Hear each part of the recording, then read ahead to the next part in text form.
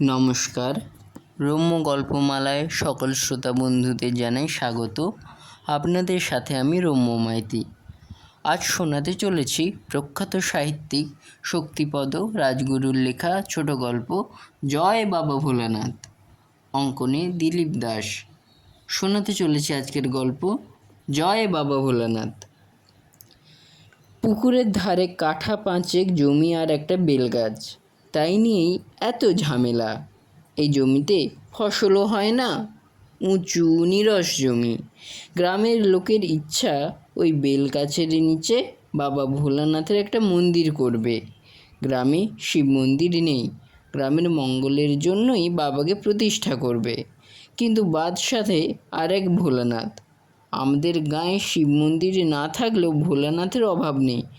বসা ভোলা, নিমে ভোলা, দোকানি ভোলা, পাগলা ভোলা, আপাতত এই 4 ভোলানাথ বর্তমান। এছাড়াও আছে আর এক বিশাল আকার ষাঁড়। অতীতে গাঁয়ের চৌধুরী জমিদারদের কোনো কর্তা মারা যাবার পর তার পিষোৎসর্গ শ্রাদ্ধ করা হয়েছিল খুব ঘটা করে। তাতে একটা ষাঁড়কে উৎসর্গ করে ছেড়ে দেয়। সে হাটে বাজারে যত্রতত্র স্বাধীনভাবে বিচরণ করে। ধর্মের ষাঁড় বাবা ভোলানাথের বাহন, এই অধিকারে সেও দেবতার অংশ। বাজারে হাটে সে দোকানের সামনে দাঁড়ায়, দোকানদার ফড়ে সবাই কিছু নিবেদন করে। চলমান ভোলানাথ তা গ্রহণ করে। খেতে পেলেই শান্তই নেই, কোনো ঝামেলায় নেই। কিন্তু ওই দোকানি ভোলানাথ দত্তই ঝামেলাটা পাকালো। সেদিন গ্রামের আটচালার মন্দির কমিটির মিটিং বসেছে।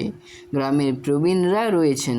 হঠাৎ ভোলা দত্ত বলে ওঠে, ও জায়গাটা দেবো না গো, পুকুরের ধারের জমি, সিয়াত করলে ওটা দোফসলি জমি হবে, ও জমি দেব না। মুখুজ্জেমশাই বলে, বেলগাছ রয়েছে, পতিত জমি, ওখানে মন্দির হবে, বাবা ভোলানাথের মন্দির। কিন্তু এই ভোলা অসব কথায় ভোলে না। মুদিখানার কন্ট্রোলের দোকান চালিয়ে গম কেরোসিন ব্ল্যাক করে ভোলানাথ এখন শ্বাসে জলে ফুলে উঠেছে। তার গায়ের রঙটা ছিল আগে মাটির হাঁড়ির তলে উনুনের কাঠের ধোঁয়ায় জমা ভূষকালির মতো খ্যাঁসখ্যাঁসে। এখন তার উপর যেন ব্ল্যাক জাপান রঙের জেল্লাদার পালিশ পড়েছে। পরনে অবশ্য সেই আগেকার পোশাকই, লুঙ্গি আর একটা গামছা। নধর দেহ ওইটুকুন গামছায় ঢাকা যায় না। লাল একফালি ন্যাকড়ার মতো কাঁধে না হয়ে মাথায় জোড়ানো থাকে। তাই আর ভোলানাথ পানের দোকান দিতে সেই এখন দোকানি ভোলা বলে সমধিক পরিচিত। ছেলেছোকরা একে লুঙ্গি ভোলা বলেই ডাকে। সে তো জেদ ধরে, 5 জন আমার জন্যে কি করেছে? শালারা দোকান ধার নিয়ে টাকা মেরেছে, হাটে পথে কটু কাটব্য করে, তাদের মন্দিরের জন্য জমি নেহে দেঙ্গে। ভোলা দত্ত সাফ কথা বলে মিটিং থেকে উঠে কাঁধের গামছাটা ঝেড়ে হনহন করে চলে গেল। মন্দিরের জন্য অবশ্য আরও 2-1টা জায়গায় প্রস্তাবও এলো, তেমন মনঃপূত হলো না সকলের। কেউ কেউ জায়গা দিতে রাজি হলো শর্ত সাপেক্ষে, অর্থাৎ মন্দিরের সেবা পূজার ভার তাদেরকেই নিতে হবে, যাতে পালা পার্বণে ভালো রোজগার করতে পারে তারা। ফলে মন্দির প্রসঙ্গ আপাতত শিখেই উঠল। মুখুজ্জেমশাই বলে, বাবার ইচ্ছে নেই হে বাপের গাঁয়ে আসার, তাই মন্দিরও হচ্ছে না। তারপরই মিটিংয়ে এবার ক্যানেলের জলকর বাড়ানোর প্রতিবাদে মিটিং শুরু হয়ে গেল। জল ঠিক মতো চাই, তারপর জলকর। বাবা ভোলানাথের মন্দিরের থেকে এটা আরও জরুরি। মনু ঘোষ বলে, এই জন্য জোরদার আন্দোলন করতে হবে গ্রামে গ্রামে। সেই আন্দোলনেই ভেসে গেল মহাদেব সত্য মন্দির। ভোলানাথের মা ধর্মভীরু মহিলা। স্বামী মারা যাবার পর নিজে পরের বাড়িতে ধান ভেনে মুড়ি ভেজে কষ্টে সৃষ্টে ভোলাকে মানুষ করেছে। এখন ভোলার দোকান ভালোই চলে। ছোট ভাই শিবও দোকানে বসে। শ্যামপুরের শিবের মানত করে সন্তান পেয়েছিল, তাই শিব ঠাকুরের উপর তার বেজায় ভক্তি। আর তার ছেলে কিনা 5 জনের সামনে বলে এলো শিব মন্দিরের জন্য জমি দেবো না। ভোলার এখন অবস্থা ভালোই।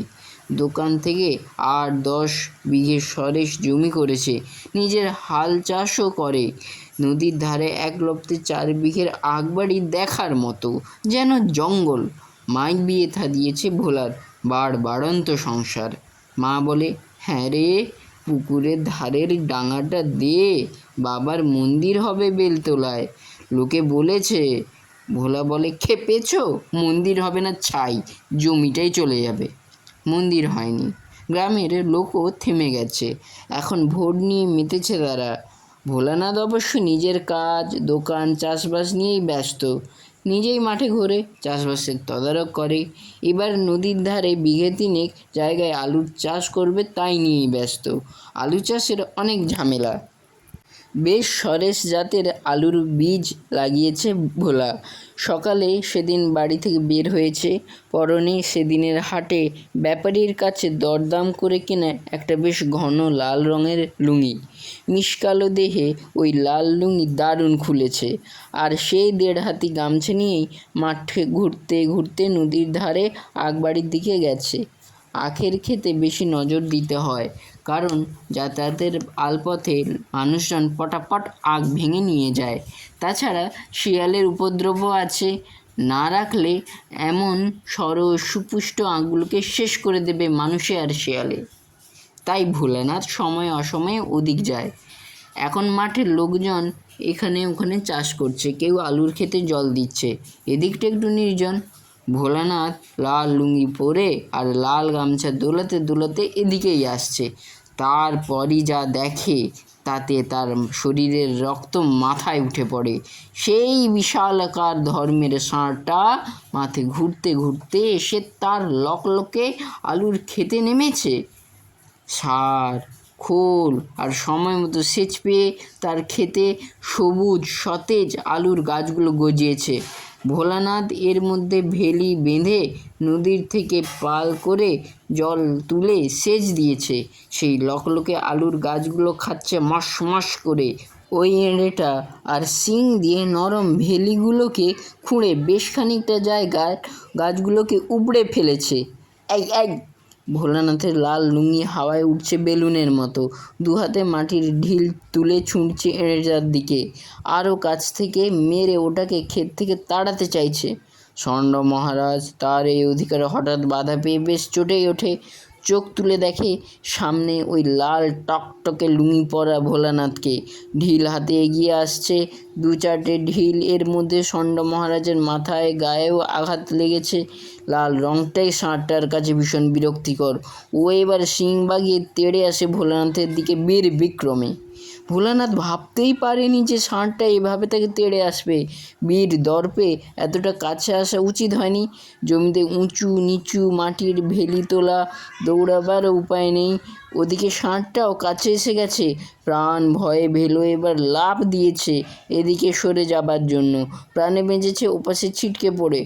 ষাঁড়টা সিধে বের হয়ে গেছে, কিন্তু তার শিঙে জড়িয়ে গেছে ভোলার লুঙ্গিটা।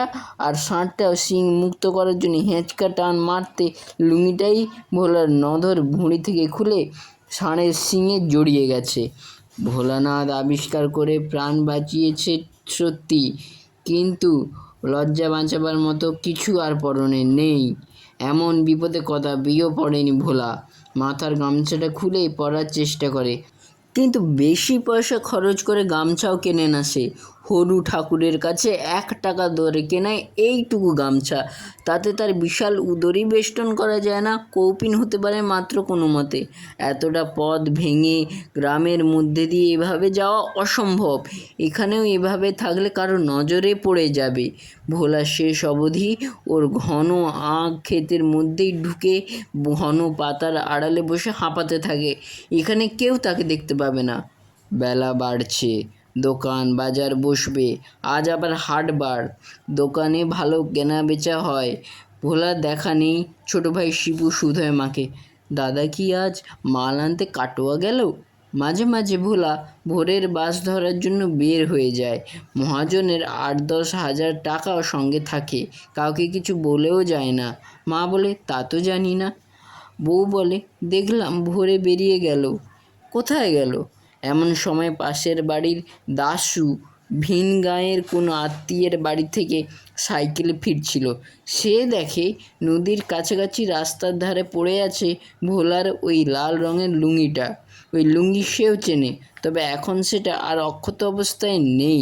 ষাঁড়টা শিঙে জড়ানো লুঙ্গিটাকে পথের ধারে কোনো গাছের ছালে ঘষে টেনে হিজড়ে শিংকে মুক্ত করে অন্যদিকে বিচরণ করতে চলে গেছে, ছিন্ন ভিন্ন লুঙ্গিটাকে ফেলে রেখে। হারু সেটা জানে না। এখানে কিছুদিন আগে রাতের বেলায় সাইকেলে কে ফিরছিল, তাকে মেরে ধরে সবই কেড়ে নিয়েছিল। কে জানে, সঙ্গে টাকা ছিল হয়তো ভোলার। তারও এই হাল করেছে সেই ডাকাতের দল। ছেঁড়া লুঙ্গি দেখে এবার ভোলার মা আর্তনাদ করে ওঠে, ওরে আমার ভোলার, এ সর্বনাশ কারা করলো রে, এ কি করলে ঠাকুর। আর্তনাদে কান্নায় তখন পাড়ার লোক, ক্রমশ গাঁয়ের লোক সব জুটে যায়। চারিদিকে খোঁজ রব পড়ে। শিবু ততক্ষণে থানাতে গিয়ে হাজির হয়। গ্রামেই থানা। কিছুদিন আগে ওইখানে একটা ছিনতাই খুনের কেস হয়ে গেছে, তার তদন্ত চলছে। আবার আজ এখানে টাটকা খুন হয়েছে। পুলিশও জিপ নিয়ে ছুটল। শিবু অন্যদের নিয়ে সেই ঘটনাস্থলে। কোথাও কিছুই নেই, রক্তের চিহ্নও নেই।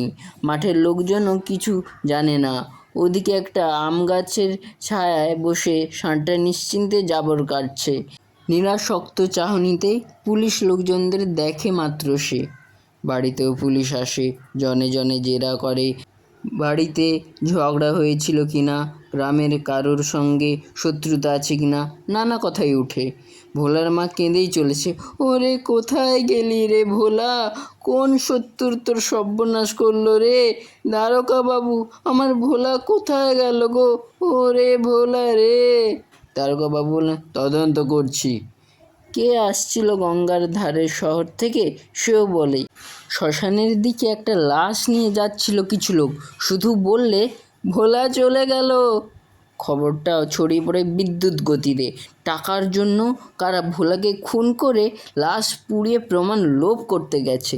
গাঁয়ের দুজন উৎসাহী ছেলে ছুটল সাইকেল নিয়ে এখান থেকে 8 কিলোমিটার দূরে গঙ্গা তীরের শ্মশানের দিকে। ভোলার মায়ের চিৎকার তখন তুঙ্গে। ভোলার বউ ঘন ঘন মূর্ছা যাচ্ছে। শিবু হাটবারের দিন দোকান বন্ধ করে থানা, কখনো এখানে কখনো সেখানে দৌড়াচ্ছে। ওদিকে দুপুর নেমেছে। আগ বনের ঘন ছায়ার মধ্যে বসে আছে একটা প্রাগৈতিহাসিক যুগের তাড়া খাওয়া জানোয়ারের মতো ভোলা। খিদেতে পেট জ্বলছে, তেষ্টাও পেয়েছে।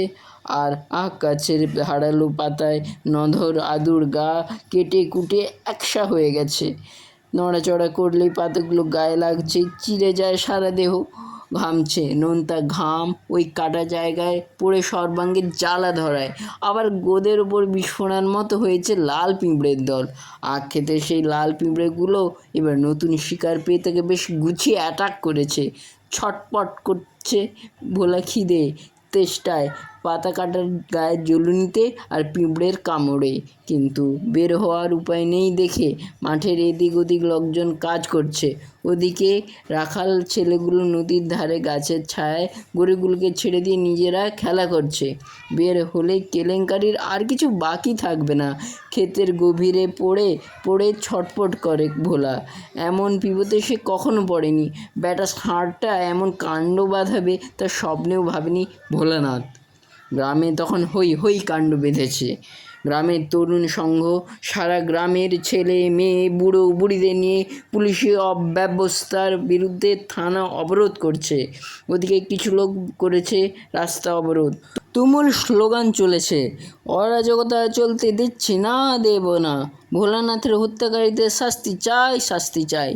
হাটও ঠিকমতো বসেনি। এর মধ্যে উৎসাহী কিছু ছেলে হাট বন্ধ করেছে ভোলানাথের স্মৃতির প্রতি সম্মান জানাতে। তখনও সেই গঙ্গা পার্টি ফেরেনি। তারা ফেরে সন্ধ্যার মুখে। লোকজন ভিড় করে। ওদের সঙ্গে কনস্টেবল বলে, যাকে পোড়ানো হচ্ছে সে ভোলানাথ নয়, কেষ্টপুরের ভোলা মুখুজ্জে, বুড়ো মানুষ। কে ধমকে ওঠে, পুলিশের কথা ঠিক নয়, ভোলার হত্যাকারীদের ধরতেই হবে। ভোলা তখনও আখের খেতে। সর্বাঙ্গে পিঁপড়ের কামড়ে ফুলে গেছে, জ্বলছে সারা গা। ক্রমশ মাঠে সন্ধ্যা নামে। বিস্তীর্ণ আকাশে তারাগুলো জেগে ওঠে। ভোলা এবার এদিক ওদিক চেয়ে বের হয়।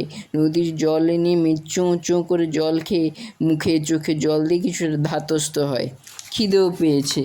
নদীর ধারের ক্ষেতে কারা ফুটি লাগিয়েছিল, এখনও পাকেনি। ওই কাঁচা ফুটি কিছুটা খেয়ে শূন্য পেট ভরায়। দূরে গ্রাম সীমা দেখা যাচ্ছে, আলো জ্বলছে 2-4টে, তার মানে রাত বেশি হয়নি, এখনও লোকজন জেগে আছে। এ সময় গ্রামে ঢোকা নিরাপদ নয়। নদীর ধারেই অন্ধকারে বসে থাকে ভোলা, আরও রাত পাড়ার প্রতীক্ষায়। গ্রামের লোক শুয়ে পড়লে তবে সে ঢুকবে, চুপি চুপি বাড়িতে গিয়ে হাজির হবে। ভোলার কোনো খবরই নেই।